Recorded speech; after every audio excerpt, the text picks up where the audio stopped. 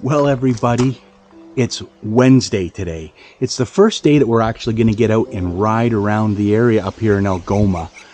It's a little bit overcast, but overall it's supposed to be pretty good today. So what we're going to do is we're going to head out, head east over to Elliott Lake, and then north, quite a ways actually, probably about 30 or 40 kilometers north. And there's a road called Black Creek Road, which connects Highway 129 over across to, I'm not even sure what road it is. It goes north out of Elliott Lake. There's a 40-kilometer gravel logging road there that we want to ride over to Highway 129. We'll stop for coffee at the Black Creek Outfitters, and then, well, we might even head up to Ranger Lake either today or tomorrow, depending on how we feel. So I got to wipe all the dew off the bike, get it ready, get loaded up, and then we're going to head out. I'll see you on the road.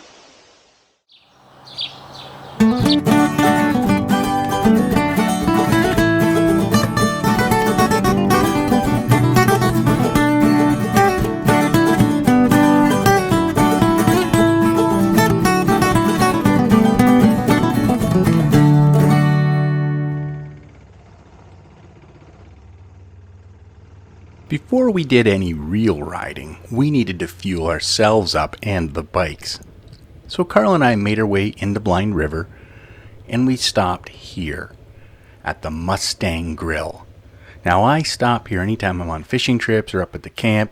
Our family really likes the Mustang. It's good food, it's value priced, and it's easy to find here in Blind River. We're going to head east from Blind River over to the Serpent River, where we'll catch the 108 today. We're going to follow this all the way up to Elliott Lake, which is kind of an old mining community where they used to mine uranium way back when. From there, we're going to follow the 108, which is a small 2-lane road, which is basically tar and chip.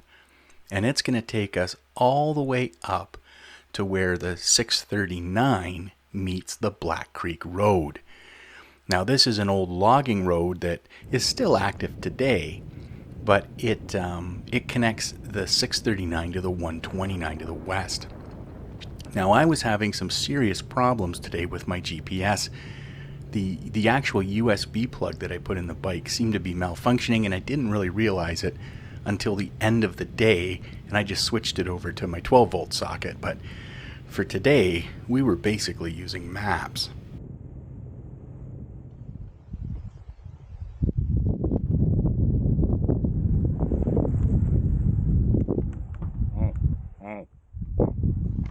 All the way over here to Black Lake. Going on this? Yeah. Huh. Yeah, it's like a gravel road. How fucking far is that? What's about 65K from here to here? And then this will bring us down over to Iron Bridge and then back into Blind River. All right. So it's what is it? The Killadogolami River Road. Put these in there. Pretty up here though. Are you okay with the ride, or? I know I can be a little annoying. So the 639 really is a pretty road. It's tar and chip, it's very narrow, and it cuts through some really nice granite bluffs here that they obviously made the road through. The forest is just spectacular. It's hilly, there's lots to see, and even though the GPS still wasn't working, we were finding our way.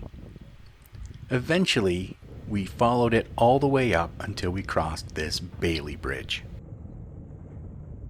Bailey bridges are a type of portable, prefabricated truss bridge.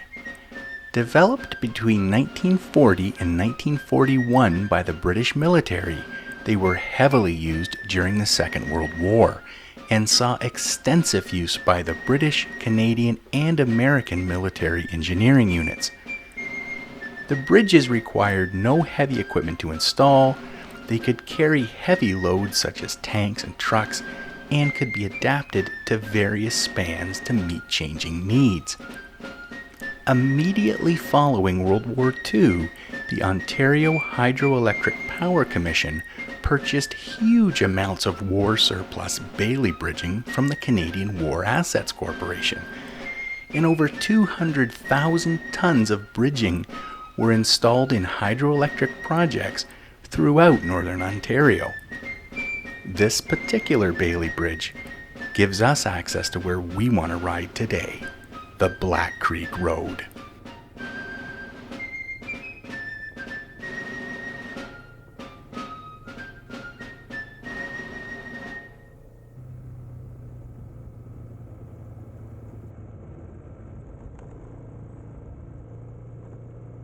The Black Creek Trail is an active logging road, meaning you can sometimes run into forestry equipment on this trail. It runs about 65 kilometers from the 639 over to the west on the 129 highway.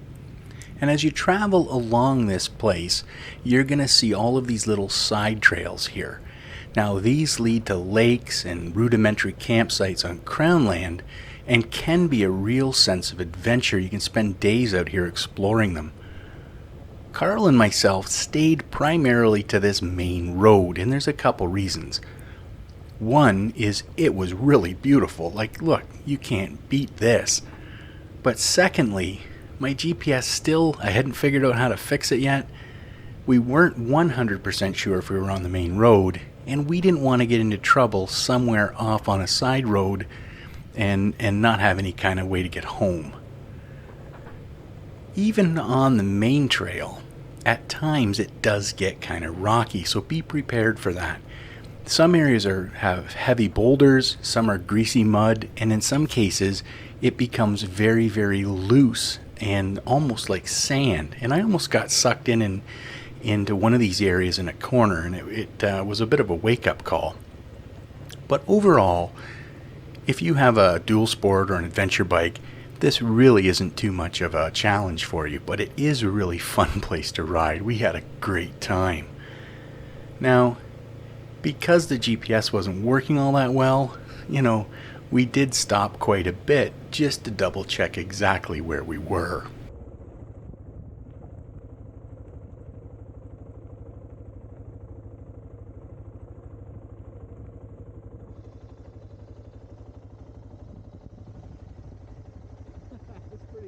That's pretty neat. Man, that's the right road, eh? Yeah, I think so. I can check again. Yeah, I'm pretty sure it is. Let's see here. Wonder how the fishing is in there. I don't know. It's so congested, eh? Yeah, that's it. Good. We're right, second here. We're right here, right? Mm-hmm. So we got to go down all along there, and then it'll make a little turn. Mm-hmm. All right. And then we go to Black Creek, yeah?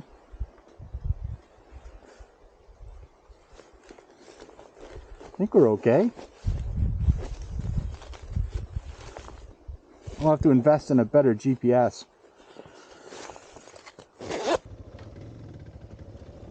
Now that we were convinced that we were actually on the main road, we could sit back and just enjoy the scenery. And as the single cylinder slowly tugged our way along the road here, we would come across features like this small snowmobile bridge.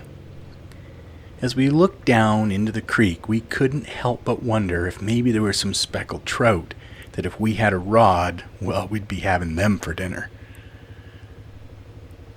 We'd stop every once in a while and get off the bikes just to stretch and enjoy just the scenery all in and around this area. And as the miles ticked by and the road changed from gravel to more rock, we were really, really having a great time. Eventually, we managed to make our way all the way over to where the Black Creek Road intersects with Highway 129, so about 65 kilometers in total. And we stopped here at Black Creek Outfitters for a coffee.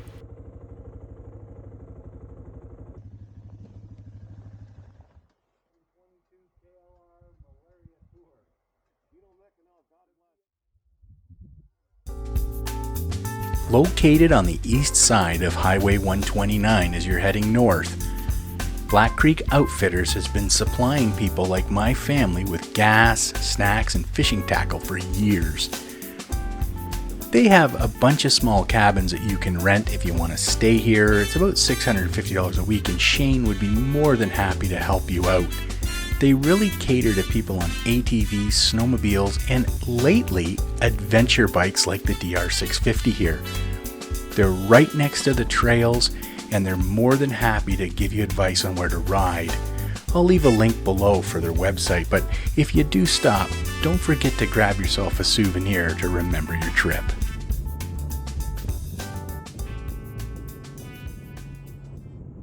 After Black Creek Outfitters, we headed south on Highway 129.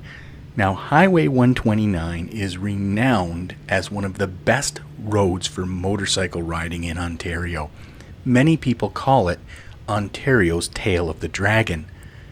It meanders and follows the Mississauga River from Chapleau in the north all the way down to Thessalon in the south. And it's a lot of fun to ride no matter what kind of motorcycle you're on. There's sheer cliffs on one side and drop-offs to the river on the other, and Carl really thought it felt a lot like Cape Breton.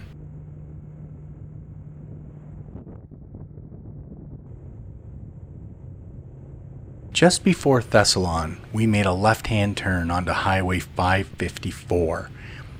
This sort of takes you a bit east and then south down into the town of Iron Bridge. Once you get to Iron Bridge, you make a left and head east on Highway 17. And I've said it before, but roads that follow rivers are the best roads.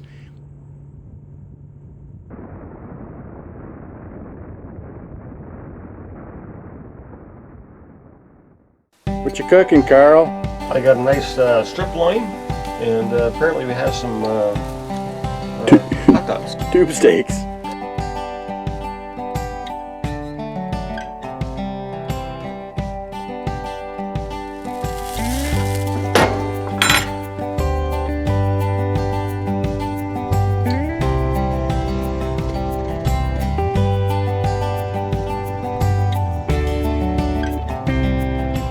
After dinner, Carl wanted to watch a little bit of the news, so I snuck out onto my bike just to ride around some of the local areas here in Blind River. It really is peaceful and pretty.